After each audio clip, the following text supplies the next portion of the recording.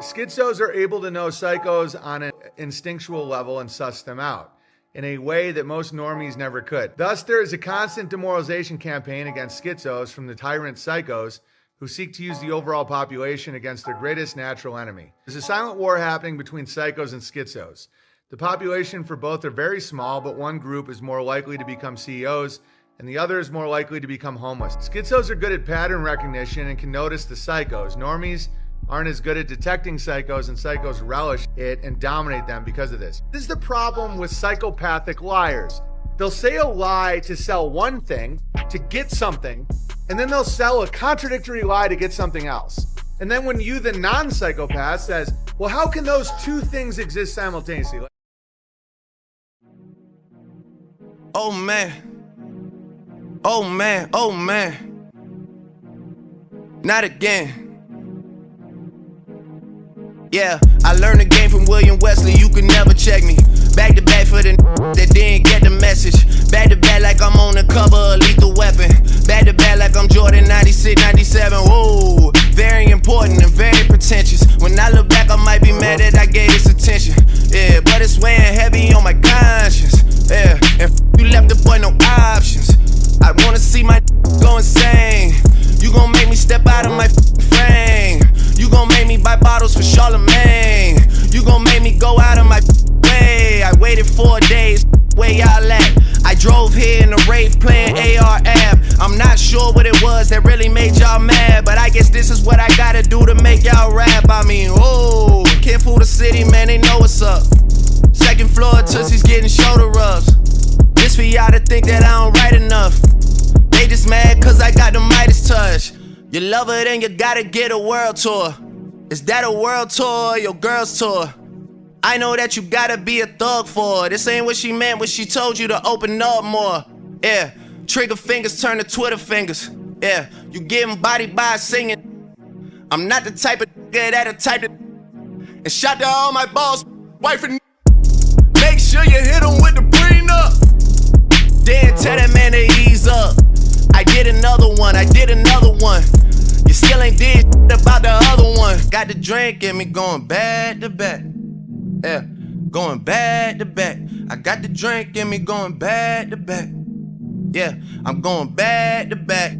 I don't wanna hear about this ever again. Not even when she tell them that they better as friends. Not even when you're saying Drizzy, tell them again. I've been putting on the show, it was a sellout event. Oh, you need better seating. I didn't wanna do it, gave me every reason. The point I'm trying to make is I don't ever need them. Seen what you do for fame or what you do for freedom, please. Check them for a while or an earpiece, please. Please do not let these near me, please. Think before you come for the great one, please. Who's a real and who ain't one, please. Somebody stop me.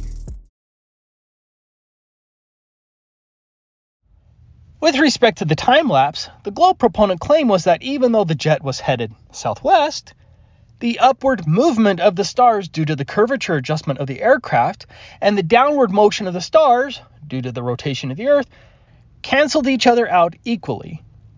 Let's call it the canceling out claim. None of that makes any sense because the airplane was headed southwest, not west, and the Earth's rotation at the equator is approximately 1,000 miles per hour.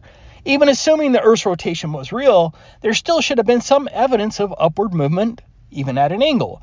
But I'm not going to argue this further because it misses the bigger point. These Gl0be proponents, unfortunately, set themselves up for a major problem. If the jet's flight, heading southwest, was perfectly offset by the Gl0be's alleged rotation, then if the plane turned around and headed the opposite direction to the northeast, then the upward movement of the stars, as modeled by Google Earth, would have to double. It's not like the Earth's rotation can switch directions for different flights. By switching the aircraft's heading to the northeast, the flight and the Earth's rotation would no longer be opposing, but would be combining to double the apparent movement of the stars. You can watch it yourself, but facing northeast, the stars should rise up and rotate counterclockwise. And that's exactly what the stars do. Of course, some of the stars rise up in the middle, but the ones on the left actually drop. That means they're rotating. Regardless, there is no indication of a curvature adjustment, especially when you consider the fact that we should be doubling the amount of upward star movement if the canceling out claim were true. For the second segment of the video, we're going to see two sets of islands before the plane lands in Lisbon. The Cape Verde Islands, or Cabo Verde, and you can actually see the volcano Pico do Fogo very well, and then you see the Canary Islands. That gives us a time lapse of approximately 2,000 miles confirmed by the islands. Even at 2,000 miles, the upward movement of the stars should be very recognizable. Here is what it looks like on Google Earth. But remember, assuming the canceling out claim of our globe proponents was correct, the time lapse of the stars filmed by the pilot traveling northeast should appear twice the amount shown right here on Google Earth. You can essentially double the amount of movement you're seeing right now, and that is what we should see if we lived on a ball. Now, let's watch the actual 2,000-mile time lapse, and we're going to concentrate on just one star right here that's visible right from the beginning. Again, the stars are going to rotate counterclockwise. Some stars will rise, but this one will actually drop.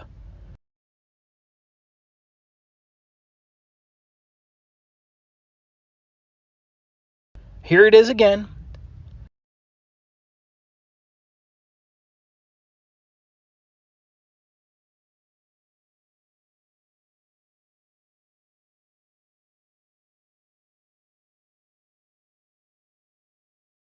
And here it is right before landing in Lisbon, Portugal.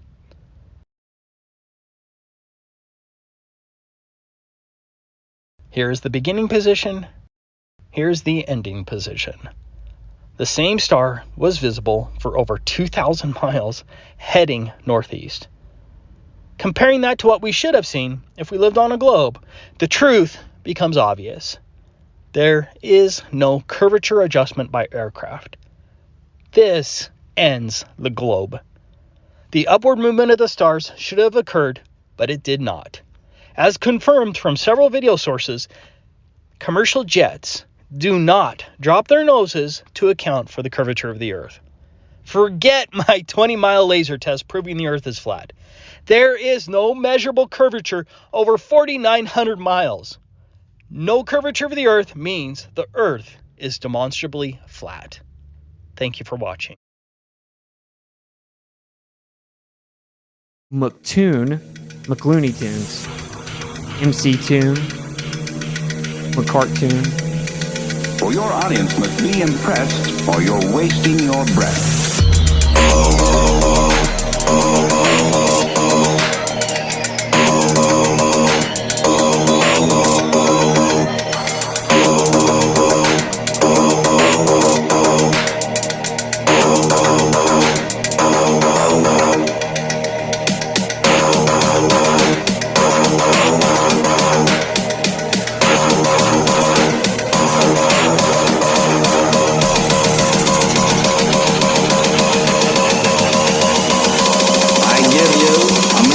Who needs no introduction.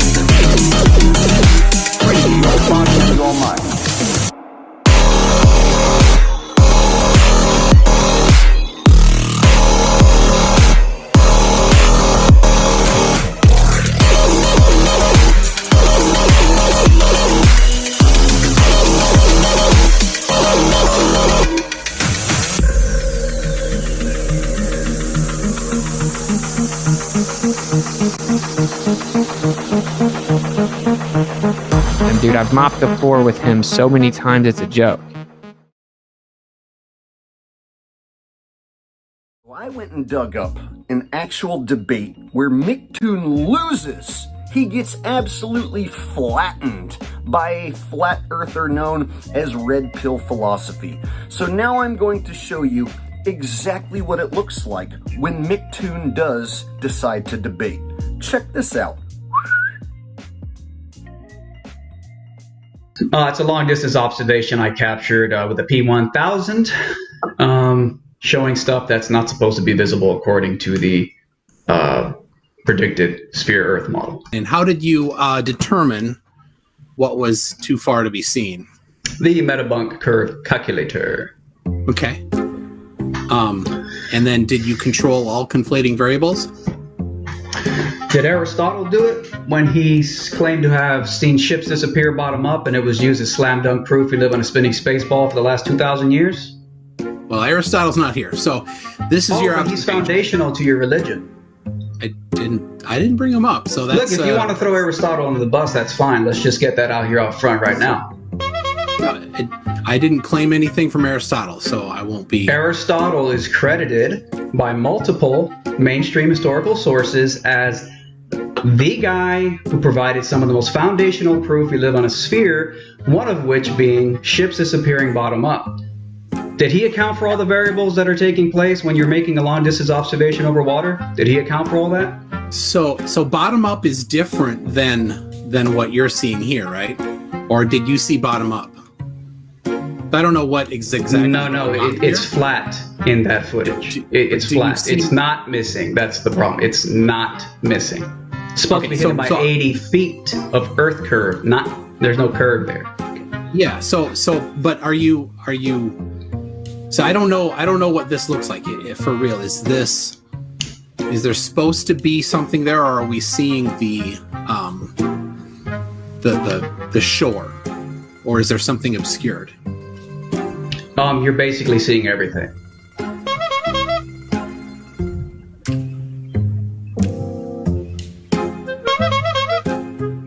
Now, in all fairness, I went out and I went to that observation point multiple times, and sometimes there was obstruction. It's true. And maybe that's why you asked me, did you account for all the variables? Because there are atmospheric anomalies. That's not the variable I was concerned with.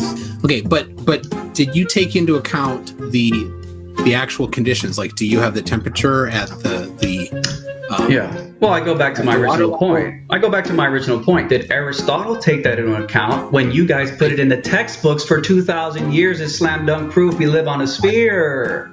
I've not written a textbook. If it was good enough for Aristotle, why isn't it good enough for me? Well, see, you have to understand, bro, that when you ask me, did I take into account every variable? What you're saying is Aristotle failed in his observations, even though it's been used. Here's a clip from National Geographic. National Geographic did a hit piece on flat Earth recently, and they said that, and here's a quote. I'm going to go ahead and play it for the viewers. I'm going to play this real quick. You'll start to lose the stripes. One way that Aristotle proved 2,000 years ago that the Earth is a sphere. Over here. Well, I'm going to quote you I'm going to quote it for you real quick. This is National Geographic, so we're going to find out if you're gonna what your stance is going to be on this. So National Geographic says, quote, one way that Aristotle proved the Earth is a sphere, and let me keep playing. I'll get the rest of the quote for you. The boat test, very simple, appears to this one. As a boat approaches the horizon, Aristotle proved 2,000 years ago. The Earth is a sphere. The Earth is a sphere.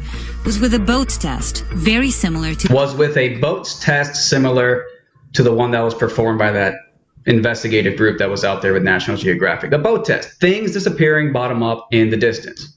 So this is a foundational proof for the spinning space ball.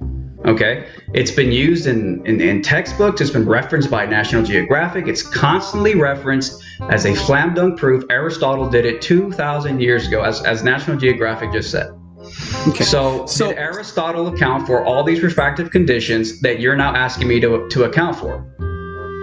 I did not bring up Aristotle, so I don't need that You brought up things disappearing bottom up and whether or not I have accounted for all the variables. So what I want you to do is I want you to disavow every time Aristotle has been cited as a slam dunk proof for the Earth being a sphere, ships disappearing bottom up in a public school textbook by National Geographic, etc., etc., etc. Will you disavow? I did not bring it up, so it's a straw man. It's not a straw man, buddy. I just asked you to disavow. It's simple.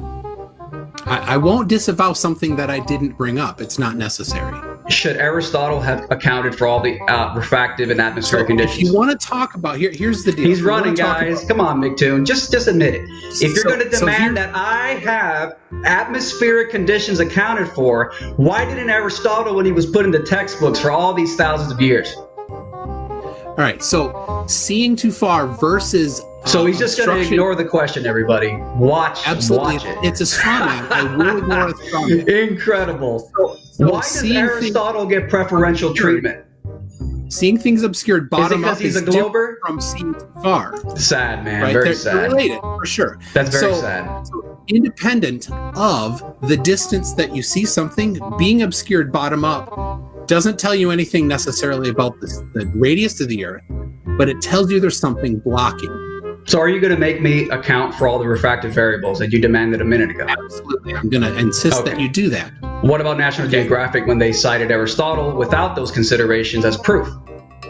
Now they did not say see too far. They said block bottom up. Right? They did not say block bottom up. Or did they say see the right distance or see too far? Well, now you're just being nitpicky and weird. We're talking about things disappearing into the distance. Doesn't have to be bottom up. But we don't see anything other than bottom up. We don't see things side to side disappear or top down disappear, right? We see things disappear bottom up. So, what causes that bottom up obstruction? That's a pretty key thing. Okay, we can move on. If you're not gonna concede that point, we can move on. That's fine. That's fine. If you won't disavow National Geographic citing Aristotle if it didn't account for refractive conditions, that's fine. We'll move on. Of level is a curved surface. Level is a curved surface. Level literally means level, and level literally means a curved surface. You seem to have a different definition for level in your head. Where's the curvature? Well, the definition of level is a curved surface. Level is a curved surface. Let me read this. Is that like how Michael Jackson says bad means good? Why is 8 inches per mile squared on the side of a globe? Like, why would they print it on the side of the globe if it was proper? Yeah, they do. I'm actually looking at a picture of one right now. Show it. Let's look at my screen and let's see. Let me pull this up. Zoom. Share screen. Boom. And this here. This is printed on the side of a globe. Can curvature of Earth, surface. Zoom in more? Sure. Oh, very nice. And that's on the side of the surface. Yep. All right. And that being there's on the actually side of a a globe. picture of it. Yeah. Interesting. So as you can see, this triggered butthurt loser makes zero attempt to refute any of my claims or evidence that I brought up in the video against him, and instead makes a 10-minute troll video where you saw he literally does nothing but assume I live in my mom's basement, which exists underneath a trailer. Very, very clever. So this devil-worshipping dipshit then goes on to challenge me to a debate. He believes if he trolls me and talks about my mother enough, that I'm going to accept a debate from him so that he can help grow his channel and acquire more subs. It doesn't work like that. I am Jake the Asshole. You can't troll me. In fact, this video is going to be a much more epic troll video than you could ever even imagine making, because I have no limits, I have no corporate sponsors, and Satan is not my overlord. And if you think you're gonna troll me and get away with it, you got another thing coming, you evil shitbag. So let's go ahead now and take a closer look at this McToon fella. Who is this guy? What is he really all about? Well, if you simply visit his YouTube channel, you will see he is a professional globe cuck. meaning he makes a living trolling flat earthers. All his video content is based upon him making fun of flat earthers and debating flat earthers. So that means his entire livelihood, his whole life, is based upon getting views of him trolling and debating flat earthers. So this is his bread and butter. This is what his life is dependent upon. Now, he makes the claims that I live in my mother's basement in a trailer. However, if you look at the fact that he's a 50-year-old man who plays with toy rocket ships, a 50-year-old man who has comic books hanging on the wall. So he not only plays with toys and reads comic books, he appears to have old curtains hanging in the background, which appear to be from like the late 70s. So it appears to me this man lives in his mother's basement. His whole world is nothing but flat earth. And so he spends his entire life locked away in his mother's basement, eating Hot Pockets. And so he projects this energy onto all the flat earthers that he looks up online, and he uses that as his main attack because he himself actually lives at home in a basement. It makes sense. It makes perfect sense that Micktoon lives with his mother in a basement, which is why he plays with toys and reads comic books and has old-ass curtains from the 70s in the background. This is indicative of a 50-year-old loser who has no life, who lives at home in his mother's basement. It also makes perfect sense. He's ashamed of the fact he lives at home in his mother's basement, so he projects this onto anyone he wants to goad into a debate. So if he wants you to debate him, he will say that you live in your mother's basement because he's so ashamed of the fact that he lives in his mother's basement and plays with toy rocket ships. In fact, it's been said, I don't know if it's just a rumor, that he uses the toy rocket ships as butt plugs and dildos. Now, here's something that is not a rumor and is 100% provable. Micktoon has a second channel, a channel where he pretends to be a flat earther. Micktoon literally has a second channel where he pretends to be a flat earther. Hello YouTube, McFlatty here.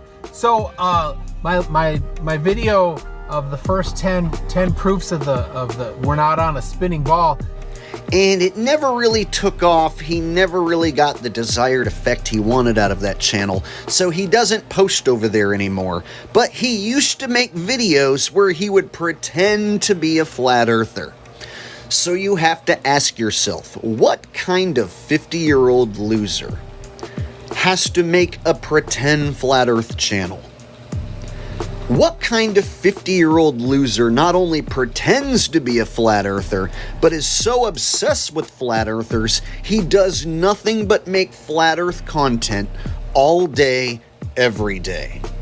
Imagine having half your life already lived, you're more than halfway to death, and the only thing you have going on is pretending to be a flat earther and trolling flat earthers. That's the only thing he has in his entire life. His life is solely based upon making fun of people who he disagrees with so that he can continue making his pathetic living in his mother's trailer. Oh, excuse me, basement underneath his mother's trailer. What a sad, sad man. Can you imagine being this old and this pathetic and having zero life, zero scientific credentials, and the only thing you can think to do to make a paycheck is make fun of other people? After just a little bit of research, I was able to find a picture of Micktoon's mom. Now you can see the resemblance with a side-by-side comparison. You guys can see I'm not making this up. This is indeed McToon's mom. And holy shit, is she a looker or what? So what they want to do was bring me on Fight the Flat Earth with McLooney Tunes and debate Professor Dave. So 3v1, where I would get cussed at, screamed over, fundy muted, never allowed to speak, ridiculed, and they can constantly hold his hand and save him whenever I'm going to obviously destroy him. So that's what he wants, right? And I told, okay, just to give you guys some, I hate that. It's like to even address the Professor Clown dude, I have to address these other losers. So it is what it is. So like, one of my homies, he has a cousin that's like an atheist, believes the Earth's a ball. And he asked me to debate his cousin, right? He's like, please debate my cousin. He won't. He's a decently smart guy. He won't listen to me. Just please debate him. Please debate him. So I'm like, okay, whatever. As a favor to you, I got you, bro. And so I ended up debating him, and it was gonna, he only wanted to debate on McLooney Tunes channel, McTunes channel, MC Tune. And I'm like, okay, whatever. I had to talk to McTune first. So I reached out to him. I said, look, bro, if I'm gonna debate on your channel, you have to make a couple promises. You can't jump in. You can't be cussing me out. You can't be interrupting me. You can't be muting me. And it's me versus the Seth guy, not you. Okay, so you can't jump in and try and 2v1 me when he gets stumped or when he's losing the debate. You can't jump in and debate for him. And you can't moderate unfairly. You have to moderate fairly and no muting me or interrupting or debating against me, right? He's like, yeah, I promise. You have my word. This isn't my debate. It's your two debate. I promise I'll debate fairly. Please just come on. Please come on. Please come on. Because like I said, they need us, right? I'm like, okay, whatever. Wear the lab jacket in the debate. Shh. So I'm like, okay, whatever. Let's do it. So I get on there. And what does McLooney Tunes do, bro? Well, the Seth kid's just getting intellectually eviscerated, of course, because he's not even that familiar with a lot of the conversation. He just gets a lot of confidence watching people like Professor Dave and Fight the Flat Earth. And these people get all this confidence because they talk so big and bad and so arrogantly and confidently. People watch them, they're ready to go, We see it on Discord all the time. People come in after watching their videos, they just think they're ready. They're ready for battle, right? Anyway, long story short, this dude's getting destroyed. McLooney Tunes is just jumping in over and over, muting me, screaming, trying to debate the whole time. Every time the Seth kid doesn't know what to say, he jumps in to answer, to debate, to bring up different topics, to straw man me, right? And so I can debate both of them, but not when you're muting me and talking over me and straw manning me and not letting me respond. It sounds familiar, doesn't it? It sounds like something else someone else has been doing to me lately, doesn't it? Where you don't let me really say my full argument. Sound familiar? And you got to fundy mute me and not let me talk, and then tag team against me and interrupt me. And then as I go to talk, interrupt me again and interrupt me again. And then once I go to respond after you interrupt me to try to finish my first point that you just interrupted, assumed, and strawmanned, then the next person jumps in to interrupt. Why would you ever have to do that in a debate? Does anyone have any ideas why you would ever have to do something like that in a debate?